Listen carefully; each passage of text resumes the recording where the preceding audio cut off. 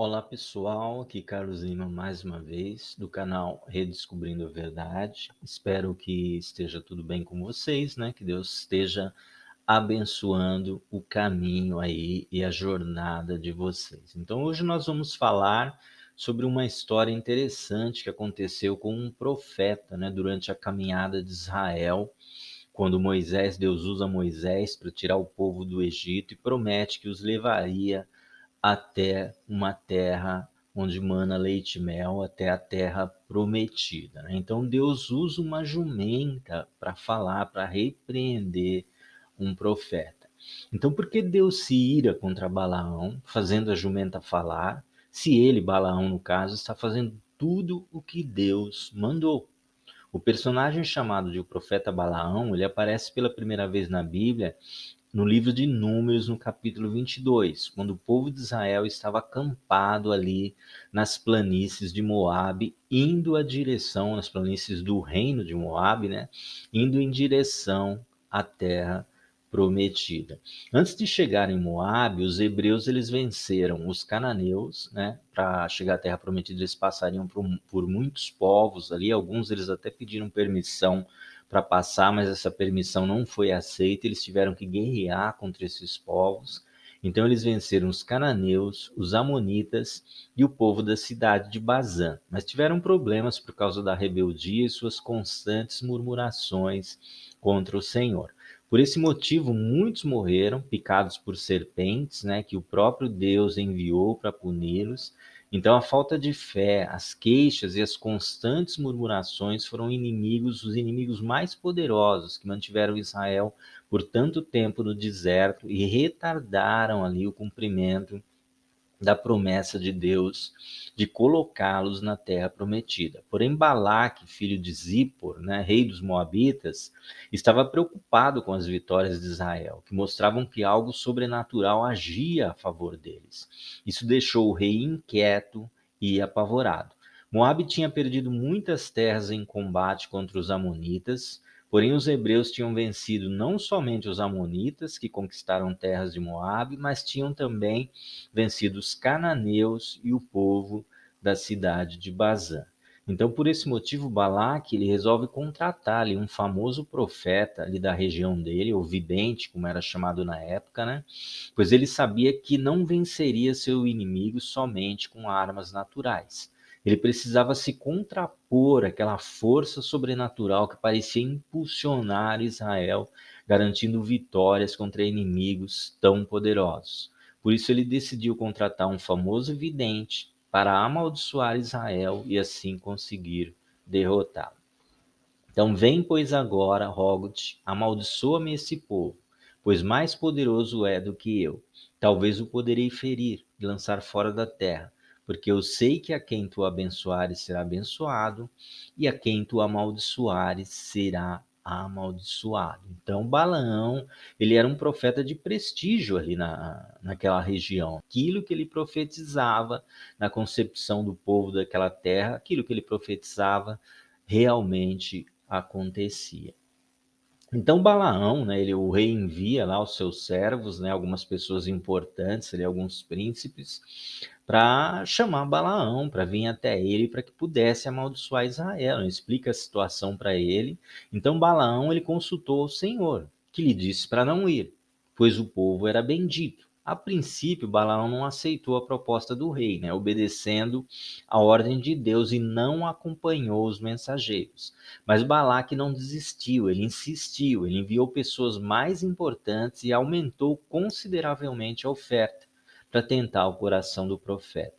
Após consultar o Senhor novamente, Deus já tinha dado a resposta, mas Balaão consulta outra vez, então ele recebeu permissão para ir, mas deveria falar apenas o que Deus lhe ordenasse. O profeta então seguiu viagem com os mensageiros, afirmando que só falaria o que Deus permitisse, só falaria o que Deus lhe ordenasse. Assim como alguns profetas dos nossos dias, Balaão conhecia e temia o Deus Todo-Poderoso, mas não obedecia completamente devido à cobiça que havia em seu coração. A primeira ordem de Deus para não ir foi bem clara, mas Balaão insistiu como se pudesse mudar a vontade de Deus e assim receber a recompensa que estava sendo oferecida, né? O fato de que acontece a seguir é, na verdade, o fato mais conhecido na história de Balaão, né? Um dos fatos mais interessantes ali da história bíblica. Então, quando ele segue seu caminho para encontrar-se com Balaque, o anjo do Senhor, um anjo do Senhor, se coloca em seu caminho, com a espada desembainhada, né? Disposto a matá-lo. E a jumenta vê o anjo. Então a jumenta que ele montava se desvia, saindo do caminho com medo do anjo. Balaão começa então a espancar o animal, que chega a pressionar sua perna contra a parede, tentando desviar do anjo que estava no caminho. Por fim, o anjo se coloca em um lugar onde não havia como se desviar, né? A jumenta não tinha para onde ir. Então o animal se lança no chão, deixando Balaão encolerizado e totalmente enfurecido. Após começar a espancar mais uma vez o pobre animal, algo inusitado acontece, né? A jumenta começa a falar com Balaão e questionar por que ele está batendo nela, se alguma vez ela teve algum tipo de atitude, desobedeceu ele.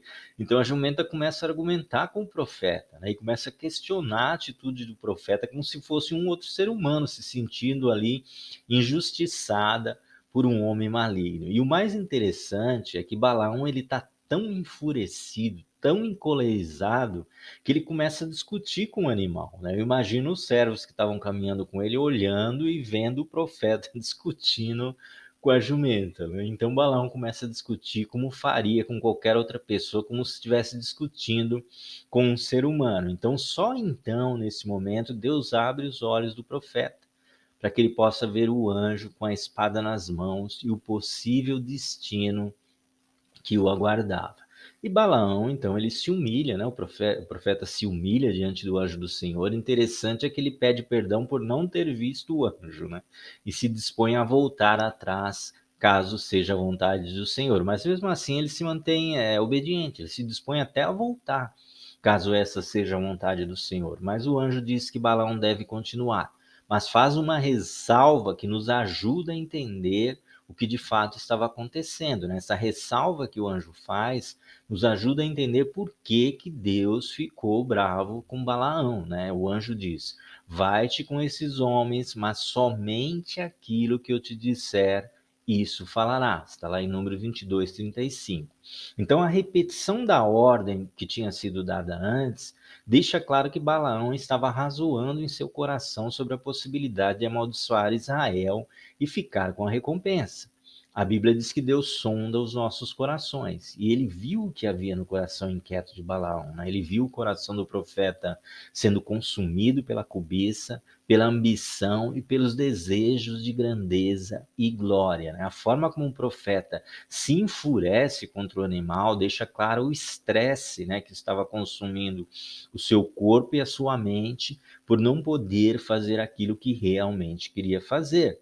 Provavelmente o rei tinha oferecido uma recompensa muito grande, né? Talvez fosse a herança de uma vida, que poderia mudar completamente o futuro de Balaão, né? E Balaão estava perdendo tudo aquilo simplesmente porque ele não poderia, Deus não permitiria que ele amaldiçoasse a Israel. Então, nos capítulos 23 e 24 de Números, depois você pode ler lá, nós encontramos o desfecho dessa história, né? Com Balaão abençoando Israel por 3 vezes. O rei leva ele num ponto onde ele vê uma parte do povo, ele edifica 7 altares, oferece ali sacrifícios, e ele vai e fala o que Deus mandou, abençoa Israel. Balaque fica bravo, leva ele para outro lugar, mostra outra parte do povo. Acontece a mesma coisa. E assim também na terceira vez, né? Então o profeta teve que encarar a resposta irônica de Balaque, o rei, que o aplaudiu e disse que tinha prometido honrá-lo, mas o Senhor impediu que ele recebesse qualquer recompensa, o Senhor impediu que ele fosse honrado, que ele recebesse as honrarias que o rei tinha prometido para ele. Então a narrativa ela termina com Balaão e Balaque seguindo caminhos opostos, cada um voltando para sua casa, né? Balaão provavelmente triste por não ter recebido a recompensa, mas até aquele momento com a consciência tranquila, porque tinha feito tudo o que Deus mandou, e Balaque ainda preocupado, com medo de que aquele povo pudesse lutar contra ele e vir a destruir. E o interessante é que até aqui Balaão ele fez exatamente tudo que o Senhor mandou, né? E apesar dos deslizes ali no caminho com a jumenta e o anjo, ele obedeceu fielmente tudo quanto o Senhor lhe disse, sem se desviar de nada, nem para a direita, nem para a esquerda, abençoando Israel por 3 vezes e recusando todas as honrarias que Balaque, o rei de Moabe, tinha lhe oferecido, né? Então poderia ser um final brilhante, né? Uma história magnífica para ser contada para as futuras gerações do profeta de Deus que venceu a tentação de uma recompensa gigantesca para ir contra a vontade do Senhor. Mas quem conhece a história toda sabe que não foi nada bom o fim da carreira do profeta. Daqui para frente nós temos apenas pequenos comentários, né, falando de como Balaão agiu pelas costas, ajudando Balaque a corromper o coração do povo de Israel, tentando com isso afastá-lo de Deus para que pudesse ser vencido pelos seus inimigos. Provavelmente Balaque voltou a assediar o profeta, que, embora não pudesse amaldiçoar Israel, ensinou ao rei inimigo uma estratégia para afastar os israelitas de Deus e assim conseguir vencê-los, né? A maneira mais fácil de vencer Israel seria impedir que Deus agisse a favor dele, né? Fazer com que Deus ficasse chateado, ficasse triste e se afastasse do povo. Isso deixaria o povo vulnerável e ele perderia, né, a maior força que ele tinha, que era justamente a mão do Senhor agindo a seu favor. Israel deteve-se em Sitim, né, na região de Sitim, e o povo começou a prostituir-se com as filhas dos moabitas. Elas convidaram o povo aos sacrifícios dos seus deuses, e o povo comeu e inclinou-se aos seus deuses. Juntando-se, pois, Israel a Baal Peor, a ira do Senhor se acendeu contra Israel. Números 25, 1 a 3. Então Moisés disse aos juízes de Israel: cada um mate os seus homens que se juntaram a Baal Peor. E eis que veio um homem dos filhos de Israel e trouxe a seus irmãos uma midianita, à vista de Moisés e à vista de toda a congregação dos filhos de Israel, chorando eles diante da tenda da congregação. Vendo isso, Finéias, filho de Eleazar, filho de Arão, né, sacerdote, se levantou do meio da congregação e tomou uma lança na sua mão. E foi após o homem israelita até a tenda, e o atravessou a ambos, ao homem israelita e à mulher pelo ventre. Então a praga cessou de sobre os filhos de Israel. E os que morreram daquela praga foram 24.000. 24.000 pessoas morreram por causa daquilo. Na verdade, Israel se deteve por um tempo ali em Sitim. Então, o que aconteceu? As mulheres moabitas, elas trouxeram também mulheres midianitas, e elas começaram a estabelecer amizade com os homens, principalmente as lideranças, e aos poucos elas começaram a levar essas pessoas para os rituais que elas faziam, né? Haviam muitas prostitutas cultuais, né? Mulheres que faziam rituais ali que envolviam relações com vários homens, e os filhos de Israel se encantaram com aquilo, começaram a seguir aquelas mulheres e começaram a participar dos rituais que elas participaram. Imagina no meio de um deserto, numa época que não existiam as condições de higiene que nós temos hoje, né? E aquilo gerou uma praga ali no meio de Israel, no meio da congregação. Não sabemos se foi uma doença gerada por alguma bactéria, algum tipo de vírus, alguma infecção que começou a se espalhar ali no meio do povo. E o povo começou a ficar completamente alheio às coisas de Deus, né? Se rebelou contra Deus, a ponto de que um homem, enquanto Moisés e Arão, o povo chorava na tenda da congregação para que Deus tirasse aquela praga do meio daquele povo, um dos homens importantes ali veio trazendo uma midianita e passou perto de Arão, perto de Moisés, como se nada tivesse acontecendo, né? Simplesmente ignorando tudo que estava acontecendo, ignorando a liderança de Moisés, ignorando a liderança de Arão. Então Finéias, filho de Eleazar, né, um dos filhos de Arão, que era sacerdote, ele pegou uma lança. Enquanto aquele homem ia com aquela mulher para sua tenda, ele pegou aquela lança e, chegando lá, ele matou os dois, cessando aquela praga de sobre Israel.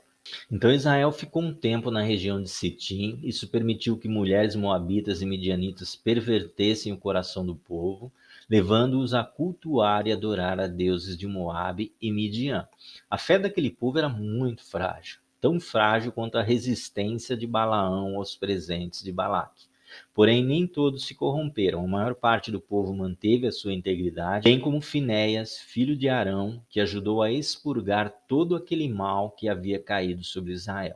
Os homens que se corromperam foram mortos e a paz voltou a reinar no meio do arraial. Mas é claro que isso traria consequências, né, a Moabe, Midian e inclusive a Balaão, por todo o mal que havia trazido sobre Israel. Deus cobraria daquele povo e do ambicioso profeta todo o sangue que foi derramado antes de Israel prosseguir em sua jornada. Mais de 20.000 pessoas morreram, não foi uma coisa qualquer que aconteceu, e aquilo não poderia passar impune. Só que agora, gente, vem o mais interessante de tudo, né? Deus não permitiria que Israel fizesse nenhum mal ao Moabe, né? O rei provavelmente o rei não sabia disso, né? Por quê? Porque Deus tinha dado toda aquela região aos filhos de Ló, sobrinho de Abraão, que ele tratava como irmão, né? E eles eram descendentes de Ló. Então o Senhor me disse, a Moisés no caso, não perturbem os moabitas nem os provoquem a guerra, pois não darei a vocês parte alguma da terra deles, pois já entreguei a região de Ar aos descendentes de Ló. Deuteronômio 2:9. Os moabitas eram descendentes de Ló, e Deus não permitiu que Moisés se vingasse ou tomasse a terra dos moabitas. Isso fez com que toda a responsabilidade recaísse sobre os midianitas, sobre o povo de Midian, né? Lutaram então contra Midian, conforme o Senhor tinha ordenado a Moisés, e mataram todos os homens. Entre os mortos estavam os 5 reis de Midian, Evi, Requém, Zur, Ur e Reba. Também mataram a espada, ou Reba, né? Também mataram a espada Balaão, filho de Beor. Números 31, 7 a 8. Na luta contra os midianitas, os homens de Israel encontraram Balaão, e certamente ali ficaram sabendo que ele era o responsável por todo o mal que havia vindo sobre Israel. Balaão, cujo nome significa devorador ou destruidor do povo, nasceu no país de Arã, em um lugar chamado Petor, que fica nas margens do rio Eufrates. Ele era filho de Beor, que também foi pai de Bela, rei de Edom, por volta de 1600 a.C. O pai de Balaão é considerado um profeta pelo judaísmo, né? A Talmud, que é a lei oral dos judeus, né? Todas aquelas tradições que vinham sendo passadas de geração a geração por via oral e depois foi escrita. Então ele diz em Bava Batra 15b: 7 profetas profetizaram aos pagãos, a saber, Balaão e seu pai. E aí ele cita Jó e os amigos de Jó, né? Jó, Elifas, o temanita, Bildade, o suíta, Zofar, o namatita, e Eliú, filho de Baraquel, o buzita. Apesar de ser citado como profeta, que conhecia o Deus de Israel e sabia o quão poderoso ele é, também foi citado Balaão como adivinho, né? Também os filhos de Israel mataram a espada Balaão, filho de Beor, o adivinho, com os outros que por ele foram mortos. Está lá em Josué 13, 22. Então Balaão consultava ao Senhor e Deus o respondia. No entanto, ele não usou seus dons e seu conhecimento para beneficiar as pessoas, mas sim em proveito próprio, para ter fama, poder e dinheiro. Por fim, ele morreu na batalha em que os israelitas venceram os midianitas, que ajudaram os moabitas a corrompê-los com imoralidade e idolatria. Não fosse o seu coração corrompido, poderia ter realmente sido um profeta de Deus, né? E talvez até se unido à comunidade de Israel, poderia ter se tornado um homem realmente muito importante na história bíblica, com uma história fantástica e maravilhosa por trás dele. Além disso, Balaão também é citado como um exemplo negativo no Novo Testamento, os quais, deixando o caminho direito, erraram seguindo o caminho de Balaão, filho de Beor, que amou o prêmio da injustiça, segundo Pedro 2,15. Ai deles, porque entraram pelo caminho de Caim e foram levados pelo engano do prêmio de Balaão, e pereceram na contradição de Coré. Judas 1, 11. Mas algumas poucas coisas tenho contra ti, porque tens lá os que seguem a doutrina de Balaão, o qual ensinava Balaque a lançar tropeços diante dos filhos de Israel, para que comessem dos sacrifícios da idolatria e fornicassem. Apocalipse 2, 14. Então, essa é a história do profeta Balaão, né?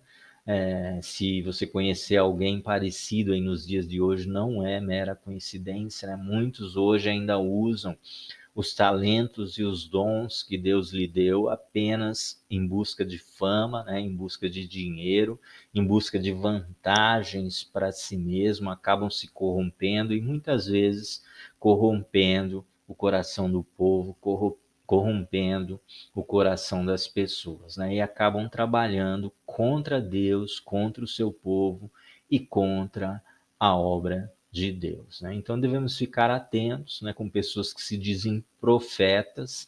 É muito fácil quando você recebe algum tipo de profecia que você tem dúvidas, a própria Bíblia ela dá uma dica, né? Espera para ver se aquilo se cumpre. Caso aquilo se cumpre, não toma nenhuma decisão precipitada baseando-se naquilo.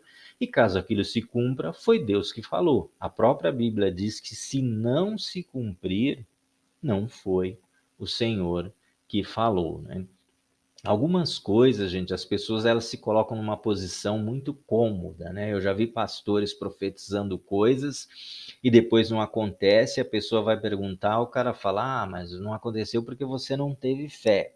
A pessoa que teve fé lá aconteceu com ela, você não teve fé e não aconteceu com você. Então a pessoa ela está numa posição muito cômoda, porque ela profetiza algo, caso aconteça, aí ela fala que ela é usada por Deus, que ela é profeta de Deus, que ela é isso, que ela é aquilo. Se não acontece, ela fala que você que não teve fé. Não aconteceu porque você não teve fé. Mas a Bíblia diz que caso tenha vindo realmente de Deus, se não acontecer, é porque não foi Deus que falou, né? Isso é a Bíblia quem diz. Então, se é uma profecia que veio da parte de Deus, ela tem que se cumprir, a não ser que seja uma profecia condicional, né? O que é uma profecia condicional? Deus, por exemplo, ele diz para Israel: se quiserdes e me ouvirdes, comereis o melhor ou comereis o bem dessa terra. Então, isso é uma profecia condicional, ou seja, existe uma condição para que ela se cumpra. Se quiserdes e me ouvirdes. Jesus diz: quem crer e for batizado será salvo. A não menos que sejam profecias condicionais, ou seja, ligadas a uma condição, você precisa fazer algo para que aquela profecia se cumpre, né? Não sendo esse caso, se foi Deus que falou, a profecia obrigatoriamente ela tem que se cumprir. Se não se cumprir, você está diante de um falso profeta, de alguém que talvez até tenha sido usado por Deus em uma ocasião, mas pode também usar o dom de Deus de forma oportunista, né, para ter prestígio, para ter fama ou até mesmo para conseguir dinheiro, tá bom? Então fica aí a história de Balaão. Essa aqui é uma das histórias que tem um capítulo bem interessante, bem inusitado, do profeta ali discutindo com uma jumenta, né? Mas Deus usou ali aquele pobre animal para poder repreender a cobiça e a loucura do profeta. Então que Deus abençoe você, né? Que o Senhor abençoe a sua jornada, o seu caminho. Se você gostou, deixa aí o seu like para ajudar o canal, se inscreva no canal, né? E se Deus permitir, até um próximo vídeo.